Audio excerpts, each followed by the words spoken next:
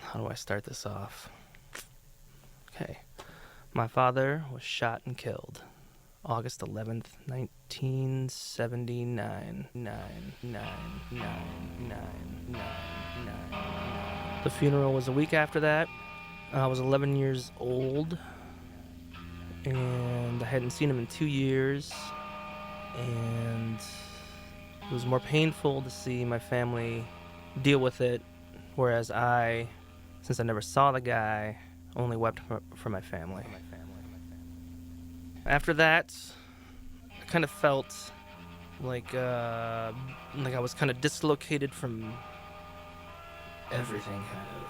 Whereas I knew I had a family to count on, but I felt like some sort of door was open and I just snuck out the back.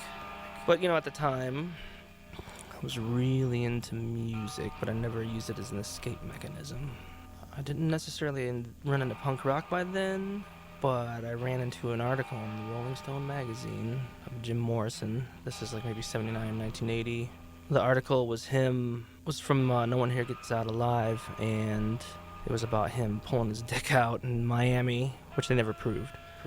And the picture I saw in that article was him lying. He looked like he was dead on the stage.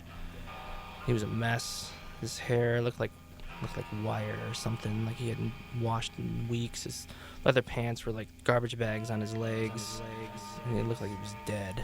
And from there on, I thought this was pretty interesting, considering this is the guy that wrote Light My Fire. I read the article and it kind of, I don't know, it just made me feel like everything was a little more messed up than expected. Following year, summer of 1980, my Uncle Rene had an 8-track of The Doors 13, handed it to me, said I could have it. It was broken, couldn't listen to it the entire vacation I was down there. My uncle's buddy fixed it for me, and then I took it home back to Michigan. Threw it in my 8-track tape player, and I don't know, it was weird. It was like nothing I'd ever really heard of, because I felt like there was like some sort of weird devious dude talking about unknown soldiers and asking little girls if they're lost. I can't remember the other songs on there, but I just remember that was like the turning point right there and then was when I figured out everything was not right. And to be a little cynical, it was okay to be cynical. The doors of perception was blown open. Or something, I don't know. So, okay. Jim Morrison and the Doors. Jim Morrison was not an idol or a sex god or a poster dude or something. He didn't make me want to get high or get wasted or get all fucked up. And the music didn't necessarily influence me in any way to make music like that, because the shit was so creepy sounding. It was definitely like very dark. To me, Jim Morrison and the Doors were the dudes that were crawling on the floor. Like there was no glamour in music.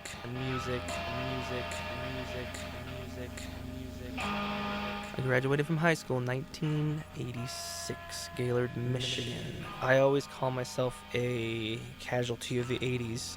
When you grow up in the 80s, it's like you're force-fed a lot of synthesizer music. Some of it was okay. So basically, around 86, being out of high school with absolutely no plans and no plans for college or anything, I moved to Florida and hooked up with one of my big influences in my life, a guy named Keith Lucas. I knew about stuff like the Butthole Surfers, but I didn't really understand the impact until I heard the album Locust Abortion Technician, and that like messed me up for life. From there on, I left Florida. From there on, I felt like I was leaving. It was 1987, and I had already started leaving the 80s and like everything that came with it, and started to discover that the fact that people like the Butthole Surfers, Scratch Acid, Sonic Youth were a bunch of punks that were dropping acid, getting naked, making porn, and just like being a complete mess. That was like another part of American music that was so seedy and so creepy that you couldn't help but embrace it and want to be part of it. Go to the edge of, trip your brains out and go to the edge of madness, and then somehow find your way out of it and try to be coherent the next day. So after the 80s had dissolved right in front of my eyes, the whole neon, all that shit or whatever it was, the pastels, I felt like I headed back to the woods and was looking for someone making illegal substances or something, or some weird inbred family, or some freaky acid eater that was left over from the 60s. I felt like I was like kind of like searching for like some sort of scary spirit in the woods. And after experiencing the whole Butthole Surfers Scratch Acid thing, I embraced the whole absurdity of like what music is, and like kind of challenging people's perceptions and stretching it, like just going as far as you possibly can with something and not really giving a shit what people thought. The spring or summer or fall of 1989, I met a man named John Olson in Lansing, Michigan, and we started playing music together. We were doing our little grungy thing for a couple years.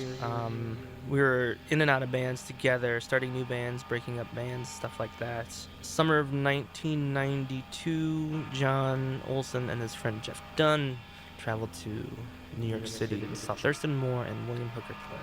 And it was an improvised guitar and drum set, and John comes back and says to me, we're gonna do something like that.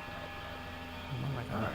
So we hook up in this bike shed and start playing some racket. He's doing improvised drums and I'm still playing kind of like rhythmically, and I didn't get it. It wasn't until like the next year we started up this band called the Breckman Duo, and it started getting a little more fierce and a little bit more like off the hinges, and I was starting to get it. But it wasn't until I was over at John's house and was doing a term paper, and he played me Dead Seas Trapdoor Fucking Exit album. 6th track, Barry, came on. It's a 20-minute long track, and it completely like blew my mind. And then John invited me to play with Jeff Dunn, and they had a room, an extra room where they put all their equipment in. It was called the Rocket Room. And Jeff had played guitar, John played drums, I played guitar, and we turned everything up, and it was like the loudest, craziest stuff I had ever heard in my life. And for 45 minutes, as I played guitar, as loud as I possibly could, mixed in all of this noise, I laughed the entire time because it was just so outrageous, and I'd never experienced anything like that. It was pure spiritual elation. Right there and then I crossed over to the dark side, and there was no coming back.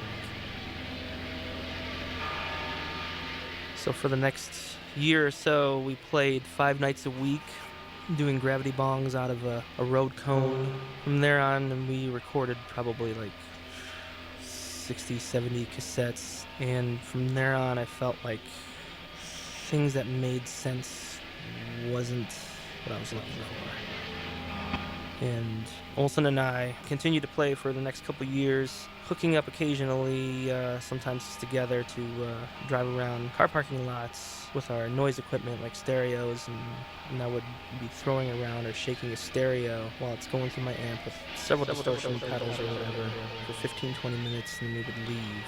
As soon as we would know when campus security would come to kick us out, we'd always beat them to the punch. Alright, the thing is, when you're playing this type of music, this noise, experimental, weird shit, you're like a fierce individual. You aren't looking for crowds, you're not looking for fanfare, you don't care if anyone likes your stuff. And that can be damaging because when you want to play something coherent, you feel like you're doing something wrong. Like I said, once you cross over to the dark side, it's not necessarily evil, it's just like a deconstruction of everything that you knew musically, in theory, is wrong. And since when Olson and I were playing that noise stuff with Jeff back in, it was like 93, like 18 years later, I still crave for that. You know, it's like something that I'm always looking for. I want my mind to be blown. And it's like 18 years later, experimental music is relevant.